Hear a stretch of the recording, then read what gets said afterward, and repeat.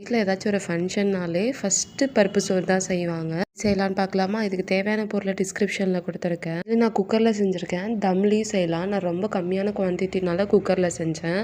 குக்கரில் எண்ணெய் ஊற்றிட்டு சோம்பு, பட்டை, ஏலக்காய், கிராமெல்லாம் போட்டுக்கோங்க.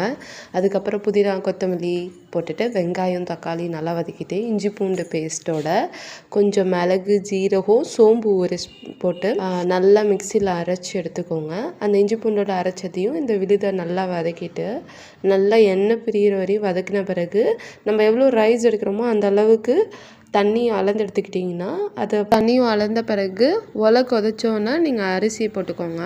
இதில் நான் பைத்தம்பருப்பும் அரிசியும் கலந்து ஊற வச்சுருக்கேன். அதுக்கப்புறம் அளவு போட்டுட்டு ஒரு கொதி வந்தோடனே குக்கரில் ஒரு 2-3 விசில் விட்டு இறக்கிக்கிட்டேன். ஆக்சுவலி நான்வெஜ் இல்லாத டைமில் கூட இது நாங்கள் பருப்பு சோறு சாம்பார் வச்சு ஆம்லேட் போடுவோம். நான்வெஜ் இருந்தாலுமே சிக்கன் கிரேவியெல்லாம் சைட் டிஷ்ஷாக வச்சு சாப்பிட்டா செம்மையாக இருக்கும்.